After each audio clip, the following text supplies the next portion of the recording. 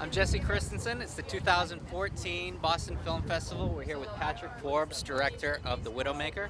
We're also here with Dr. Bruce Brundage, cardiologist, and moderator Dr. Murray Feingold here.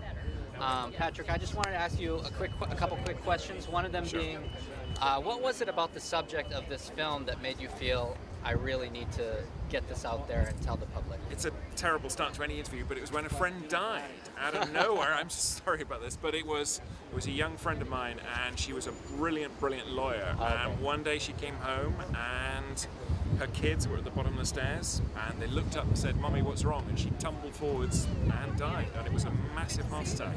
And I thought, and it completely changed my attitude towards the subject, because I had never, I don't know, like you know, heart attacks are things that happen to my parents, friends, things like that, and nobody I knew, and suddenly it was very real. I thought, right, I want to find out about this and deal with this subject. And so I came to San Francisco a long time ago, met up with Bruce and thought, there's an extraordinary story here that the world needs to know about. And it's a story about, you know, money, power, sex, death, and those are all things that involve in movies, but they don't always involve quite so many people or are so important. Right. So. And when Patrick approached you to be involved with a film, were you immediately on board, or did it take a little coaxing?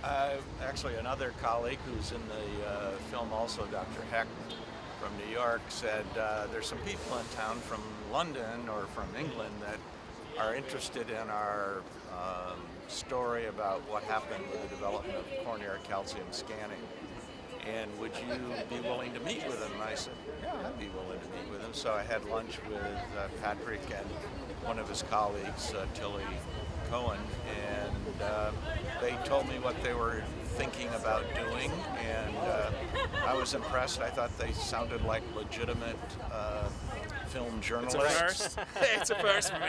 Yes. And also the other extraordinary thing, I know as we were meeting for the first time, a guy had his bag snatched in the middle of it, and I thought, what is going on? As we sat there, and you know, amidst thousands of cardiologists. Anyway, it was the most unlikely start for 2 years of my life, but well, it started like that. And Bruce, even though he's being very modest about it, is one of the most preeminent cardiologists in this country. So he's just sort of, you know, the test that we had to pass was quite high. Well, if I ever have a problem, I know who to call. Yeah. Thank you guys so much. Thank you.